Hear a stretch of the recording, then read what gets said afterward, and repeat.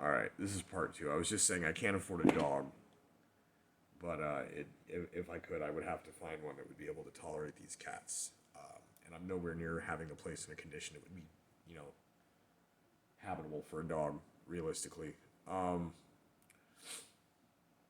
so I have been spending a little bit of time kind of picking some things up here and there. The place is needed cleaned. I've been depressed on my own, and then with this business with Steve, it's gotten even worse. So force myself to do a few things here and there, accomplish something, and I think probably between this evening and tomorrow afternoon, place will be less worse. Uh, Unless plans change, I got someone coming to pick something up that I've been holding for them. That is a family member and some heirlooms, and it's the first time she's been out here since before mom and dad. So I don't want it to be a complete wreck, but I mean, there's also only so much I can do with what I have here. Um,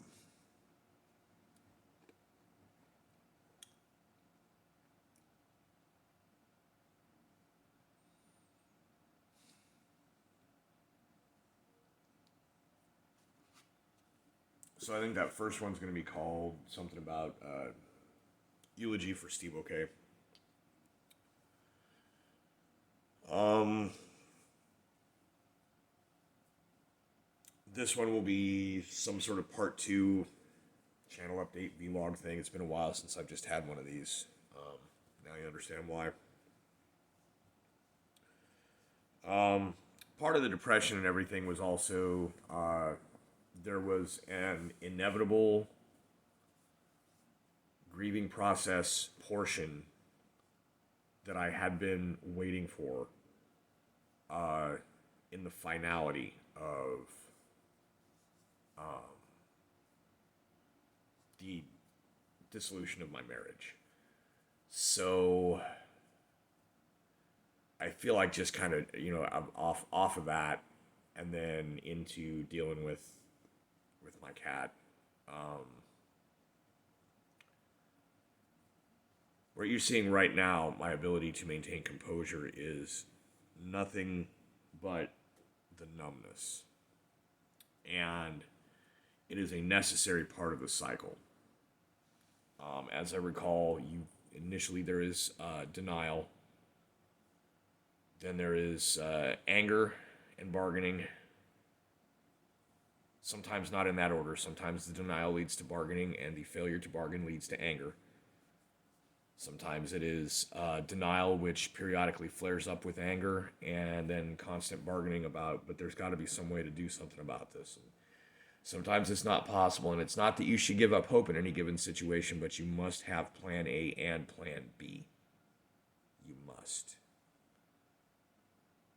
Um, I've learned this the hard way.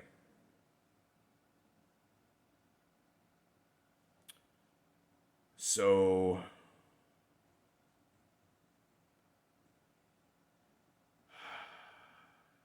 after numbness does not immediately come acceptance, but does come acceptance comes gradually throughout.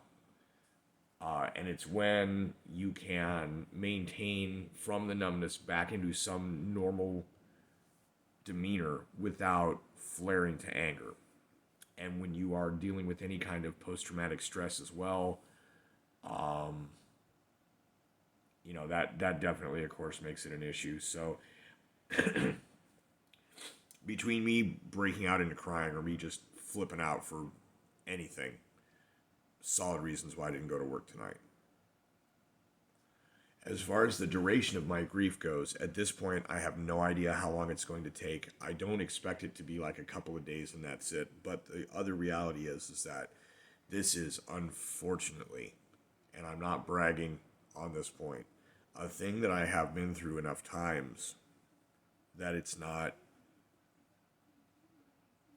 I don't know how to say, I've got used to it. But, anyways,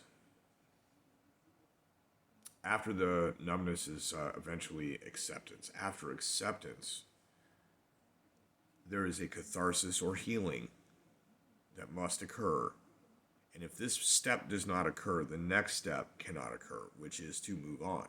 Now, eventually, you may be forced to move on without a catharsis. And if this happens, then some of the things that a catharsis would deal with within you to knit wounds inside, as it were, in your soul, your spirit, or to psychologically have an acceptable explanation for why something happened that does, that allows you to not just think about the thing that hurts all the time long after it's over, which is called post traumatic stress.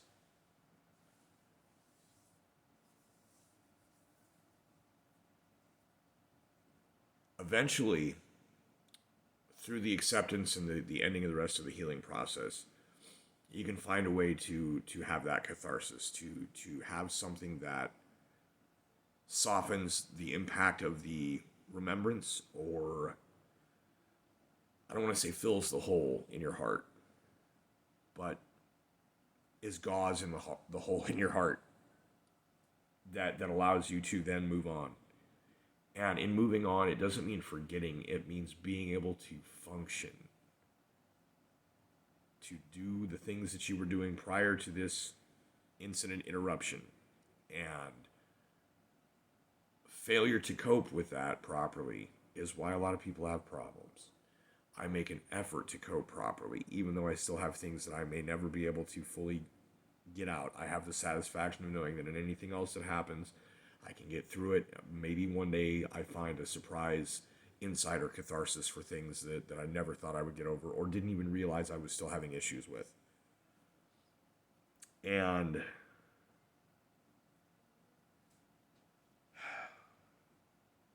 I don't know. So I'm going to move on in topic because it is not healthy to focus for the sake of focus on something like that.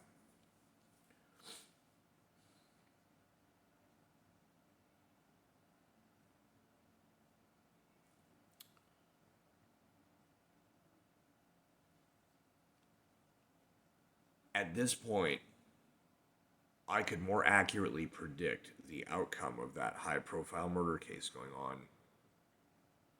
on the internet, because it's obviously not on the news that much. PBS NewsHour is covering it, by the way. You could flip a coin at this point, and I'm saying this after the defense has rested. Now there's a federal holiday, 3-day weekend, and then come Monday, there's going to be closing arguments and jury instruction. It's going to be one day.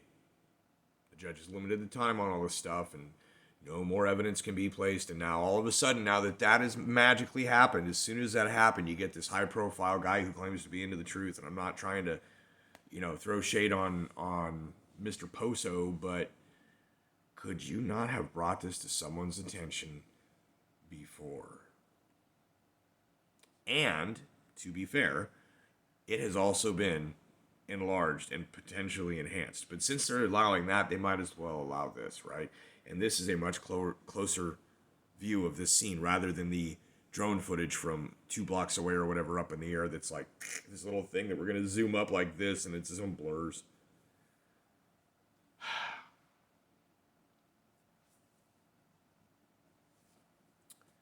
I believe something like this was set in motion. And I'm not just talking about a trial.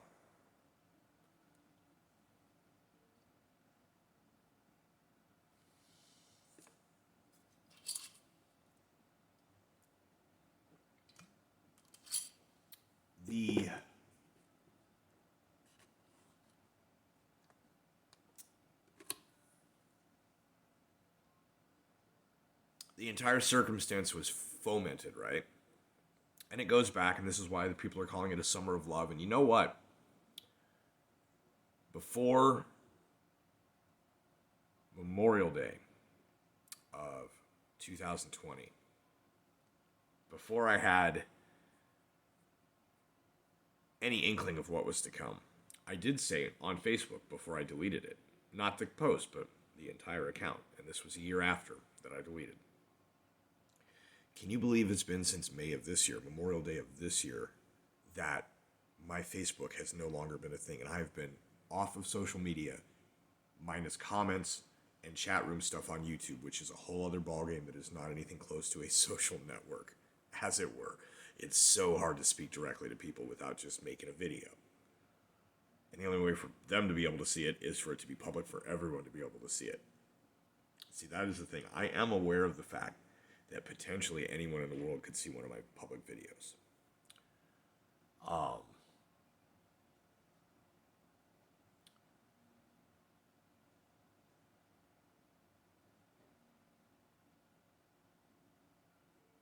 It's being said that in the same enhanced footage that appears to show, well, no, not even the same footage, in other footage that was taken at the scene from nearby by a few journalists that were covering the riots, you can see a guy who is facing charges for arson by the same DA who's making the best defense for that kid, for his self-defense so far, better than his own defense lawyers, who sometimes seem to be just allowing things that will let the state just make its claims. Maybe they're trusting that the jury's smart.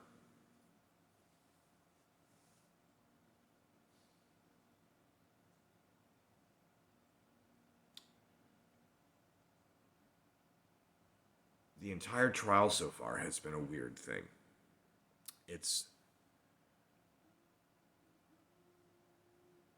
incompetent state making effectively arguments towards self-defense, and then when they introduce evidence without foundation, all kinds of other stuff, the defense says nothing. Later on, the defense could bring in exculpatory evidence that shows that the initial claim of provocation, which is what they're hung up on right now, is gone, is out of the equation.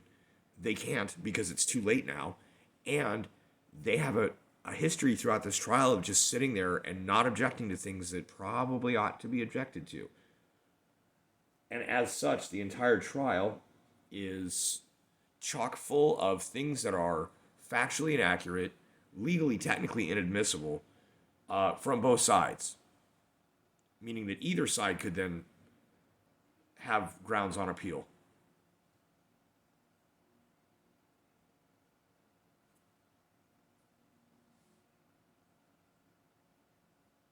But the event happened because the riots were going down. The riots were going down because of the presentation of a particular individual's interaction with law enforcement as being a martyr-like situation because it was down the summer after the Summer of Love.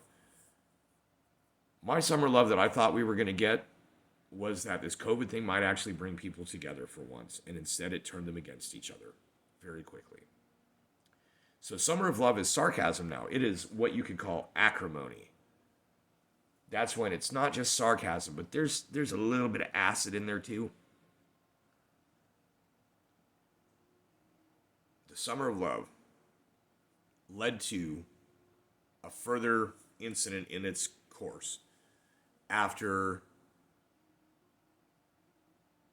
regardless of your opinion of Chauvin or Floyd, I'm not sure that justice was served in that court. Everybody was threatened.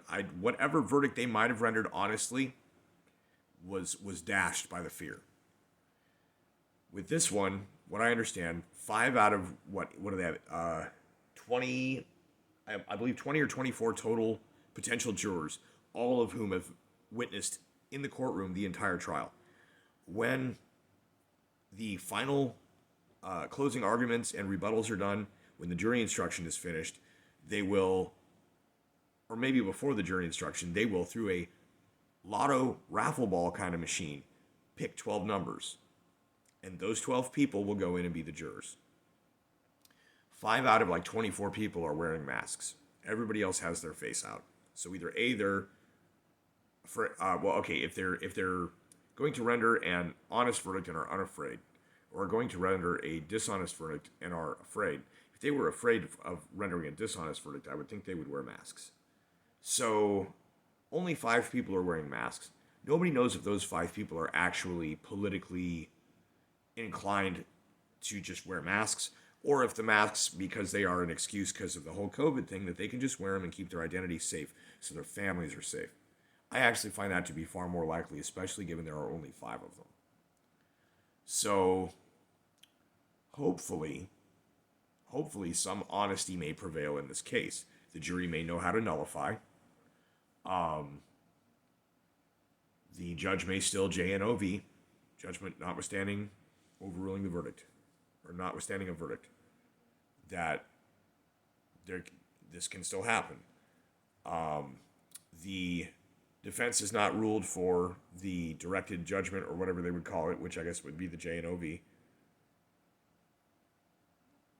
when they were supposed to at the end of, or after close, or after resting. And so this has been a very confusing thing to follow. Here's what I'm getting at. In the footage available of the scene, there's a guy who pulls a pistol out, shoots one shot into the air, kind of over the heads and in the general overhead-wise direction of the defendant and the first person who took a bullet. Shot over, missed. As soon as he did it, he put his hand down. The state's argument is that he put it in his pocket. I think he was trying to incite. He and his wife, who was the person with the camera footage going, he did it, he shot that MF, get him. That was the guy's wife, of the dude who shot over their heads. Tall, lurch-looking motherfucker, apparently. And he had a silver Glock 40, by the way. Just footnote that. I can make no suppositions, no claims to anything, nor do I wish to. Just remember, that guy had a Glock 40 that I believe was silver.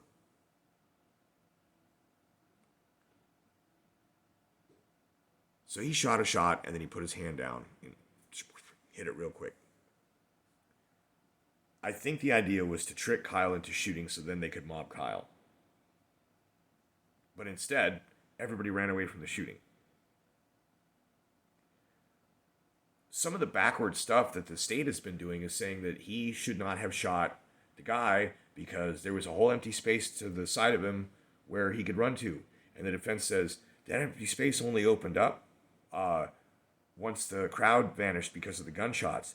And the state says there's no evidence to show that. And the defense is like, here's the prosecution's exhibit number whatever, followed by exhibit number whatever from the state. One showing a whole bunch of people running, which they tried to use earlier to prove that Kyle was a menace, scaring people. And number 2 was a whole bunch of people that were bashing and trying to light vehicles on fire on this car lot. Up until the moment that the gunshots happened. And the judge even was like, dude, you're trying to say that he had an opportunity to run to a place that hadn't opened up yet? And the other thing being, this is what drives me bonkers about it. I hope the jury sees through this. The defense expert did not ever get to this. Of saying, here's how fast it actually is. Now, they did show the entire sequence of events, but they did not show the thing because it turns out that from Lurch firing his 40 cal over the tops of these guys' heads into the air. 2 seconds later is when ba ba ba ba happens. And about 2.5 minutes after that is when the whole skateboard jump kick, skateboard bicep incident happens. We'll put it that way. The entire... Oh, and during that mess, there was another round that was shot that missed. Not sure at all where it went. Unless it did land in the jump kick man and he just ran off and never reported it. Nobody knows who the jump kick man is.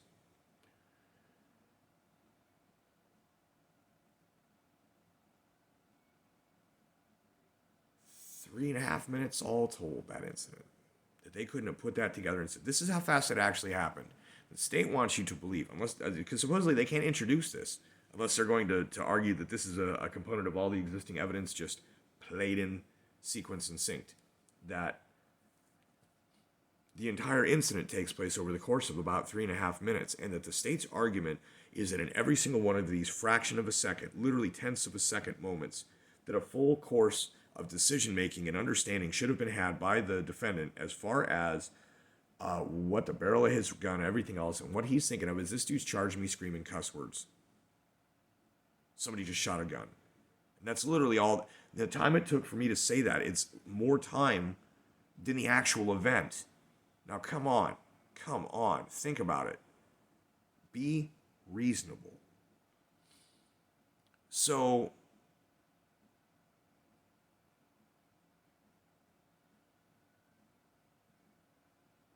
footnote, Mr. Bicep Man, an out-of-towner who traveled farther than Kyle did to get to that event, has a tattoo that is a caduceus cross with wings that says do no harm, but the K and the W around no completely alter the meaning. That guy claimed that he was there armed to be a medic because he actually works as an EMT. Kyle was not an EMT. He was the cadet kid that wants to be, but he was in all the junior ROTC kind of things for local first responders.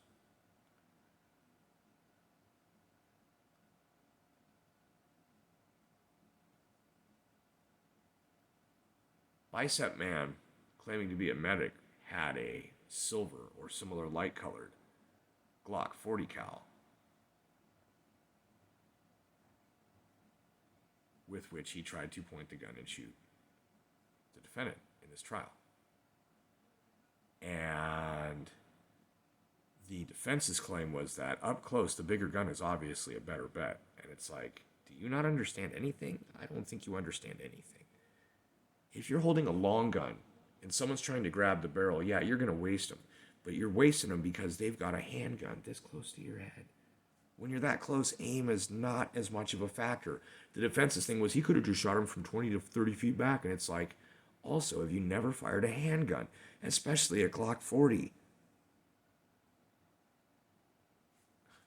You got to be close. Until you figure out how it flies, that you're going to have to aim different or something to get it on target. I own one of those. Regardless, a person running up into your face, straight in your grill with a handgun is more of a threat than if he had a rifle. Between the two, the handgun would win. Just like within those close distances, a knife would actually beat a gun for draw time and damage done. Just before the gun can even fire, you could wreck their gun hand or, crumple them, whatever. And that's why cops shoot when a guy has a knife, right? So, speaking of that, guy has a knife. What were we talking about? Kenosha. Why were we talking about riots in Kenosha? Because a guy got shot by the cops. Turned out he did have a knife. He took 2 tasers and shrugged them off like the Hulk. Pepper spray, and had a cop in a headlock, tried to disarm the cop. This is on video. People didn't care about it. It's one of the reasons I deleted my Facebook. People are just now realizing, who had been lied to by the media this entire time about this case with Kyle Rittenhouse, that the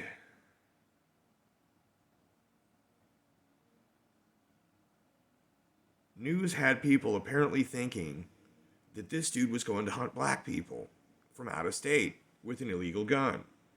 And it turns out basically none of that is actually the case, as has been easily established, and even the mainstream left commentators are having to come around to this fact that no, on legal record, this is what it was. And they didn't do any research into it. That's going to be their excuse. Oh, I guess we just didn't do enough research.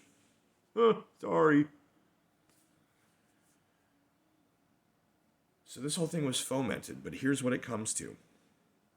Kobayashi Maru, the no-win situation.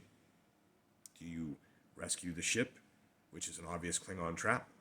Or do you get court-martialed for not trying to rescue a ship, even if it was an obvious Klingon trap? So, if the kid walks, there will be riots, maybe, probably. They're already getting National Guard ready, but that also could be some jury intimidation. When's the last time they got the National Guard out for any of these potential riots before? And that was with Trump, the orange fascist. These people, man. These people. Either that, or if he gets taken up the river, there could be a serious civil war and a rise in crime. Reason being, self-defense is no longer on the table. Everyone's going to shoot to kill and cover themselves up. CYA is what it's going to be. There will be a lot of unsolved murders. Or there will be a lot of thwarted crime and nobody saw anything. Nobody knows who shot him. So anyways, it's about the end of it. I don't think I need to make any more. Hope everybody else is having a decent weekend, and